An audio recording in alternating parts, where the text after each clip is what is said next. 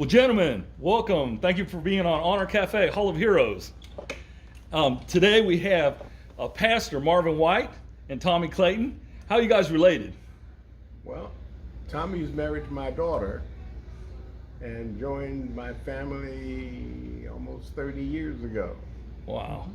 And he didn't join as a son-in-law, he joined as a son. So we have to keep reminding their children that their mother and father aren't blood relatives.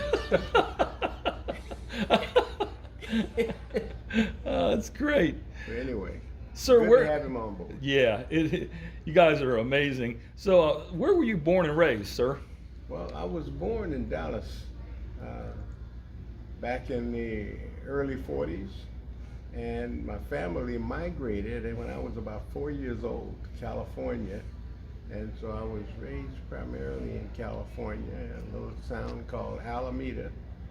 It's an island off the city of Oakland, and that's where I went to school.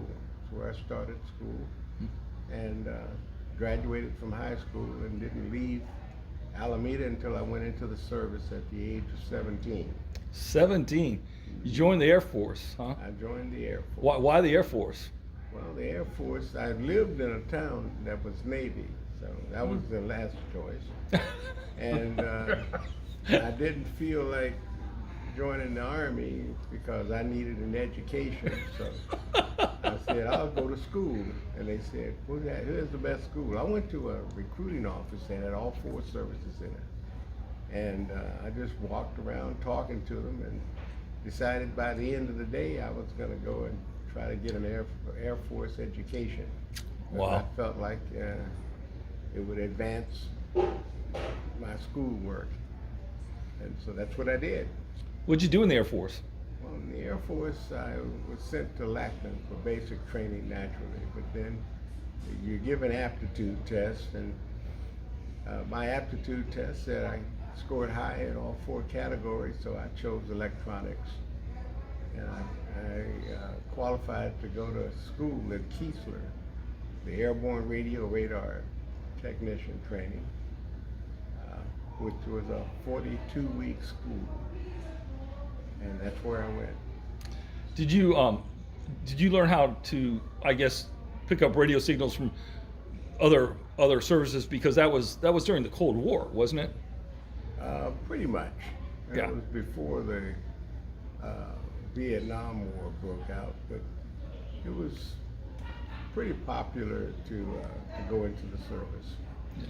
But I think the draft was still active, so that was in the back of my mind too. Yeah. And you'll sign up or you'll get drafted. So I decided to take control and enlist. Tommie, where were you born and raised? I was born in Chicago, Illinois. I lived there until I graduated from high school, and then I wanted to get as far as I could away from the cold climate. And so I only applied to schools in Florida because I just didn't want to have anything to do with the winters of Chicago. I got an academic scholarship to go to Jacksonville University. And so I guess you could say I was born in Chicago. I grew up in Jacksonville, and I joined the Navy after college wasn't really cut out for me. So joined the Navy. I have a history. My family either joined the Marines or the Navy, predominantly the Navy.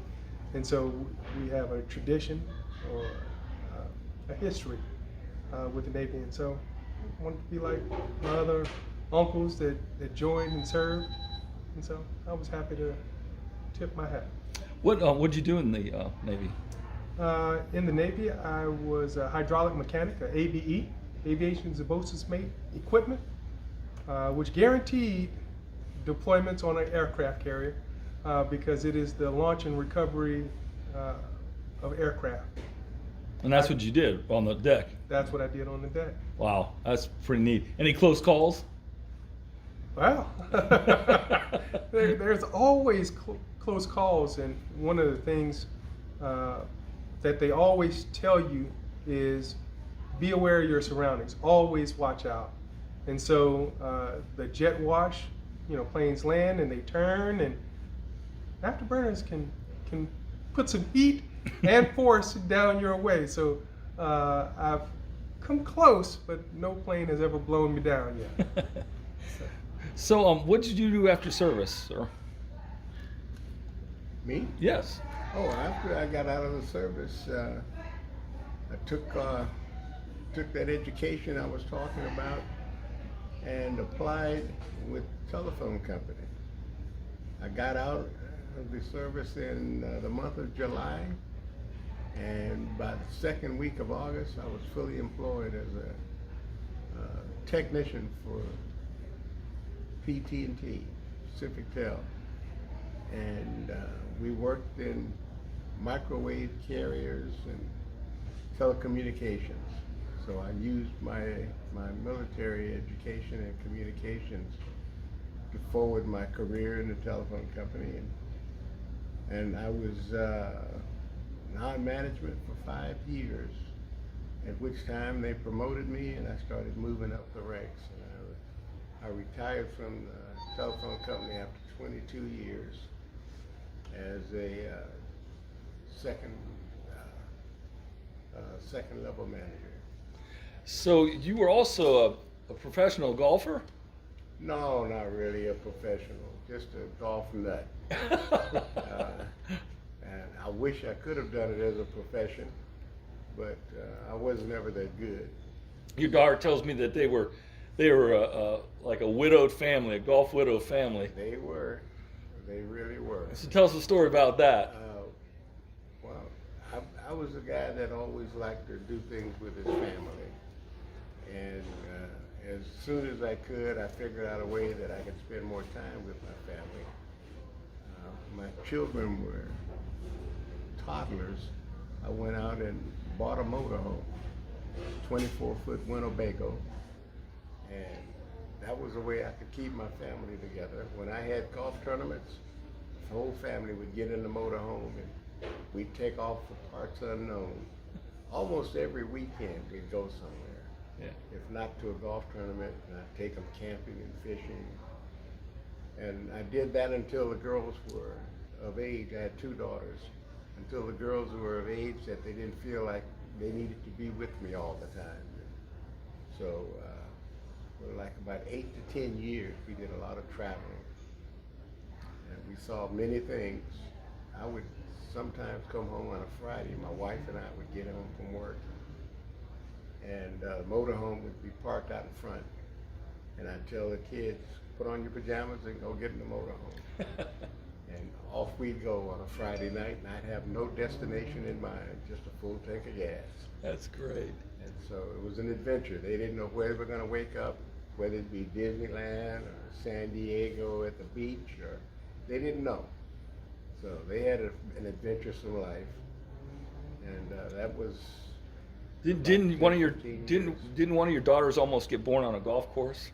Well, my youngest daughter, my wife was pregnant with our baby, and I had a golf tournament that weekend, and I couldn't leave my wife at home, her husband's place with his pregnant wife, so I told her she's going with me, so I'd load her up and take her to the golf course, and she would drive the golf cart while I played, in case she started having labor. But then we left the golf course and stopped by the hospital on the way home. Nice. So we got everything done. That's awesome. Tommie, tell us about your job right now, what you do. Well, after serving in the military, I decided to unenlist or get out and see what the civilian world had to offer, and I've always had a passion for that camaraderie. It's something military members, they know what I'm talking about. It's that it's not family. It's something, when you're talking about other service members, there's a closeness it's to say family is almost to understate the relationship when you're on active duty. I mean, there's been times where we were running operations around the clock, and it'd be cold, and we'd all, maybe 50 of us, would go to sleep in one room, and my head would be on somebody else's lap, and it's greater than family. And so when I got out of the military, I was looking for that same type of camaraderie, and I got hired with a police department in the San Francisco Bay Area in 2006, and so I have found that camaraderie in law enforcement. I'm currently a sergeant, and it has been the best decision, one of the best decisions of my life. You're coming towards the end of your career, and you're out in California, and it's got to be tough to be a police officer right now and working all that. Well, I would say it's a tough job throughout the nation. Yeah. California has its definite hurdles, but the brothers and sisters in blue are facing challenges in Texas, in New York, in Chicago. So it's definitely, it's a calling. It's definitely not a job. So when did you first meet your future son-in-law, or your son? Well, the year that, I can't remember the year where he and my daughter met, but my daughter was living in Virginia when they met. She had moved to Virginia to spend some time with her aunt, and me and her mother were still in California. And she called us one day and said that she'd like us to meet somebody, and I said, who?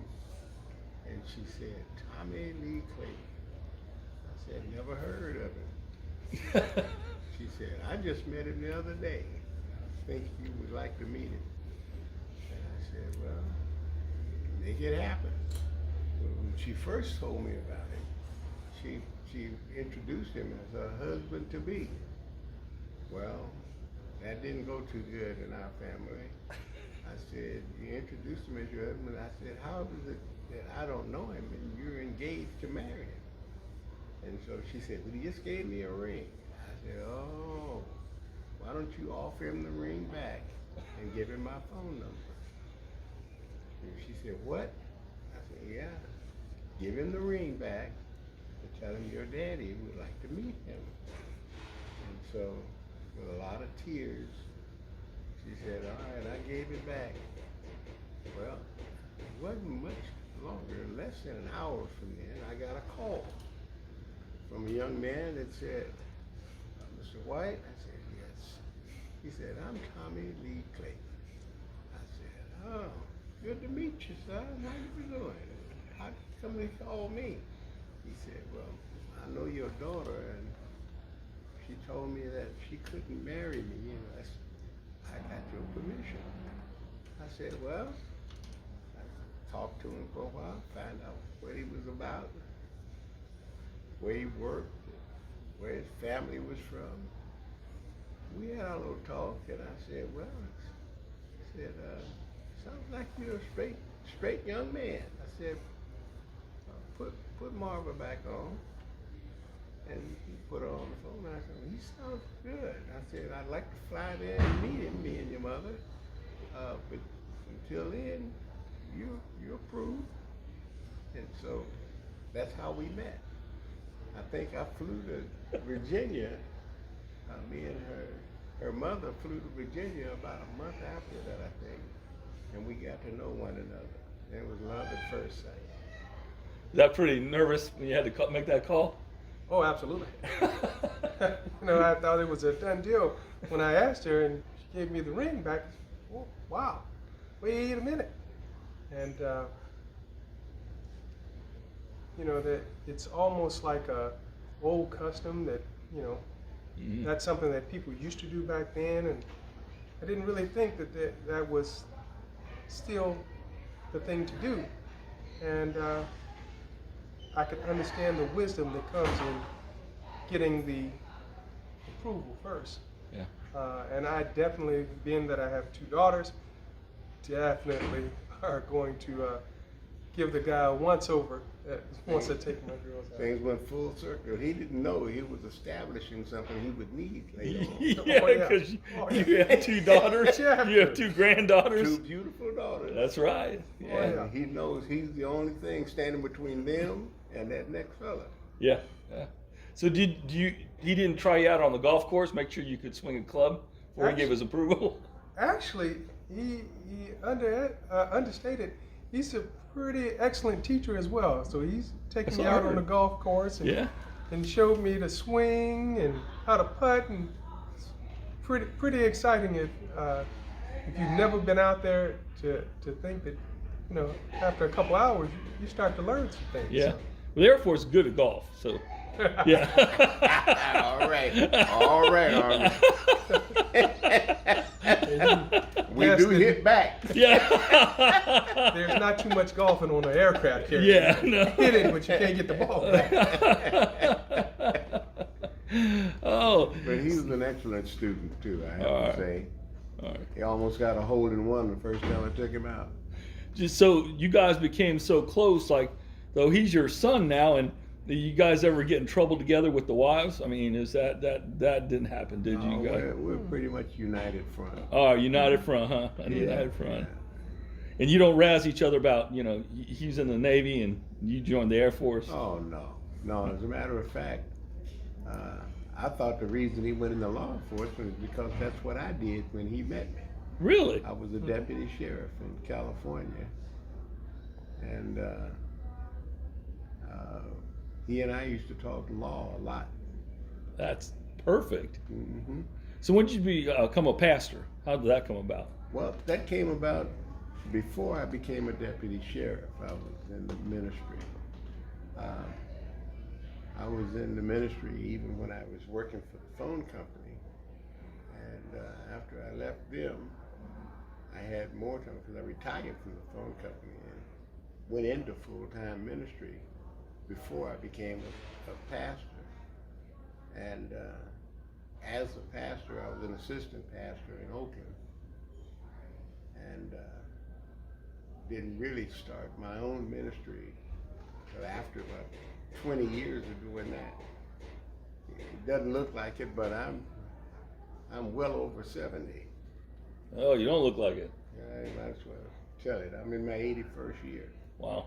But anyway, during that time, I've had an opportunity to really interact with different professions.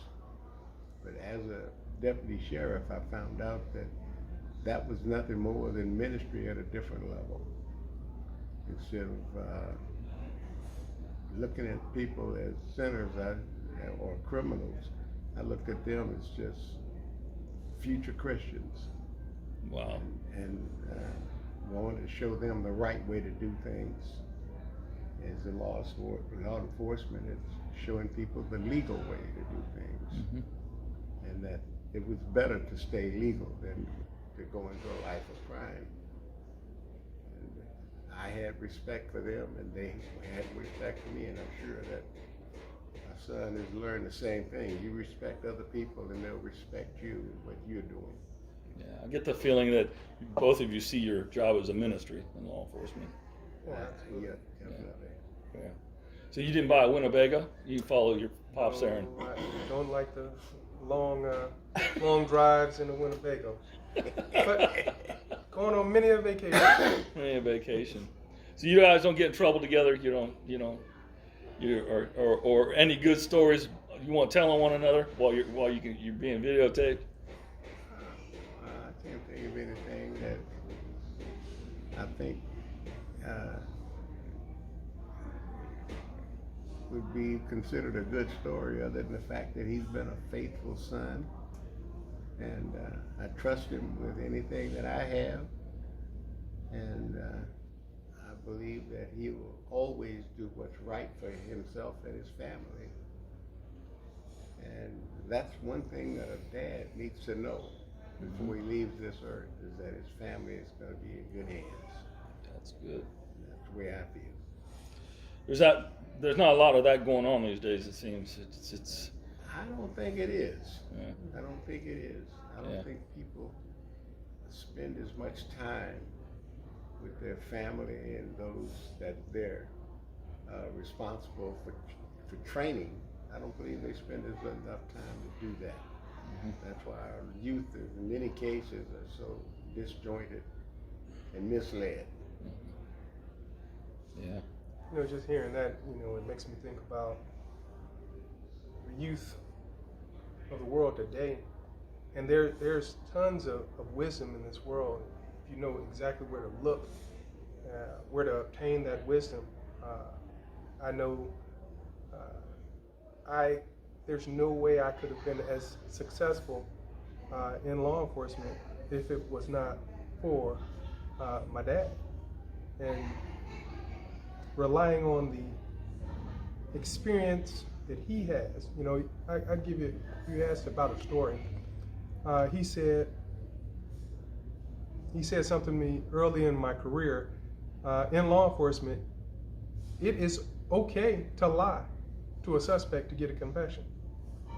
You can say, hey, you can't make any promises of leniency, but you can say, you know, your friend told me about what you did. So why don't you put it in your own words? Or is he a lie? And knowing that you didn't get a statement out of the friend, and then, well, what did he tell you? Well, I can't tell you what he told me. You tell me. Yeah. Well, okay, we did rob the bank. Yeah. And he said, don't ever tell a lie. No matter what the circumstances of the interview or the interrogation, never been the truth.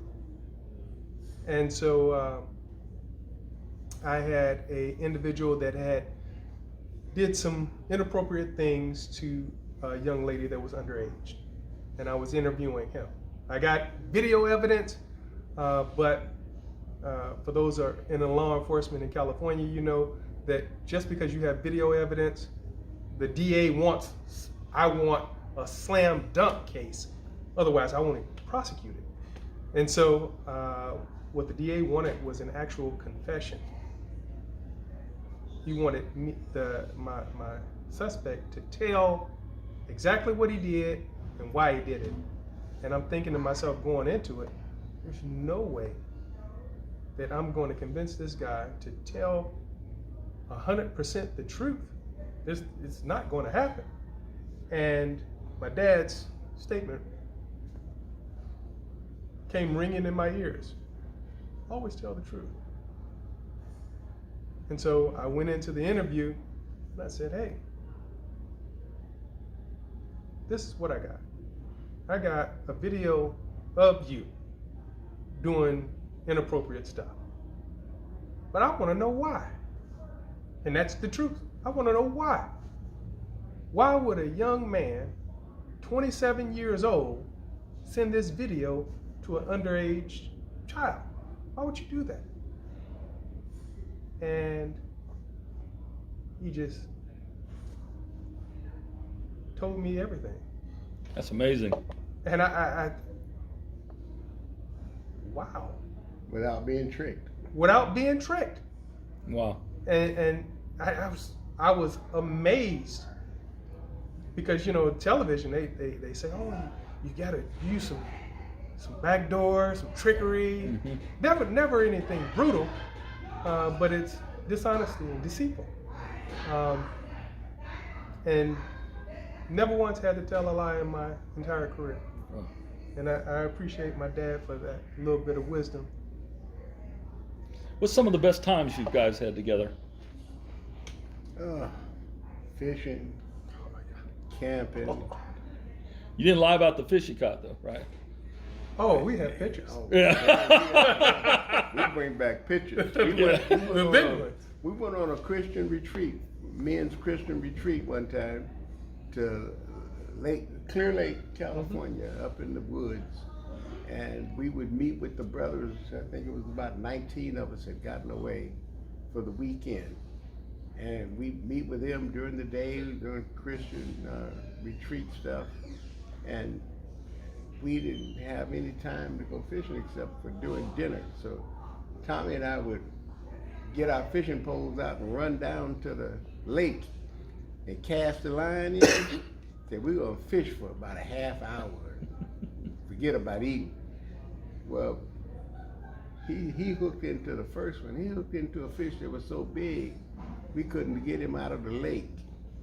And a guy had to jump down off of the pier and pick the fish. It was a catfish. He was about, about 4 or 5 feet. Oh, yeah. Wow. And he threw him up on the bank.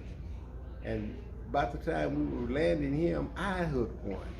They were about the same size. About the same size. They were huge. The guy jumped down there and said, what y'all gonna do? And I said, well, we got to get back to the meeting, so let's get these fish up here on the lawn.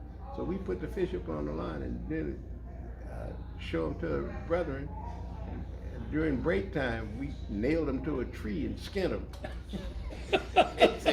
And people didn't believe we were at a Christian retreat.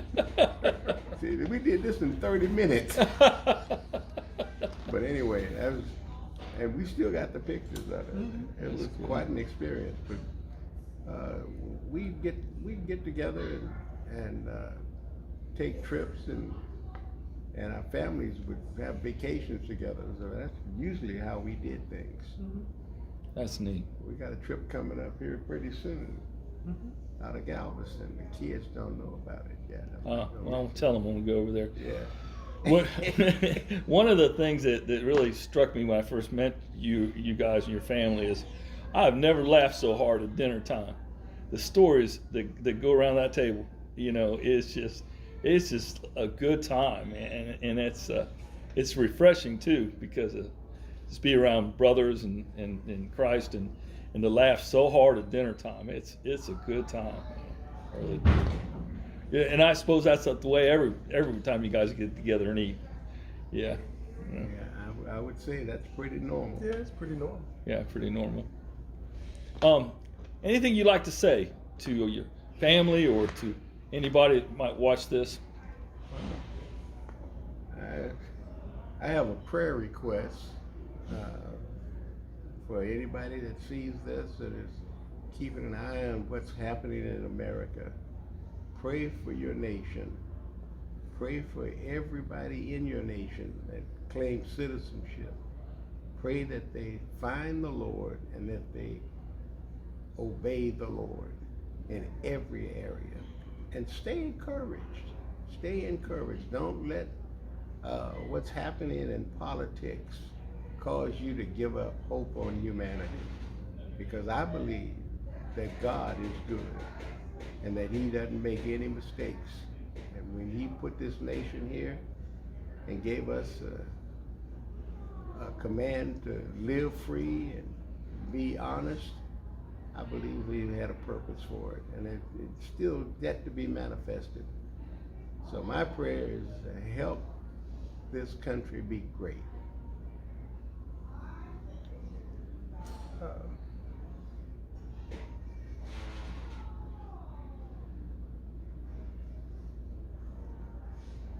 Love each other. You know, one of the things I've seen over my military career and the civilian career is there's a lack of love. You know, people say things like, hey, I'll pray for you. I'll be praying for you. They don't pray. Send emojis. Send emojis? Yeah. Oh yeah, we can send, my daughter is able to read a whole story built out of emojis. Take the time. Why pray for me later? Pray for me now. And my house is here in Cut and Shoot / Conroe, Texas. If you ever need prayer, my email address is hayward302@yahoo.com. I'm gonna pray for you. I'm gonna love my brother. And you know, it starts with just one. You know, I've had military members and law enforcement family members that have committed suicide because they didn't think that their life mattered. Every life matters. And so, if you need love, you have my email address to find it, and Start by loving each other. Amen. What do you guys think of this place called Honor Cafe? Oh, it's the best place in the world. Yeah. This is, for those of you that have never been here, do yourself a favor. Stop on by. It's the greatest food, but better friends. Yeah, that's right. It's a gathering place for those that love man, love God, and love this country. Yeah, it really is. It's magical. Gentlemen, I want to thank you for being here with us and sharing your wisdom, and to this generation that so much needs it, you know. And I really appreciate it. Thank you. Thank you. Thank you for having us. Absolutely.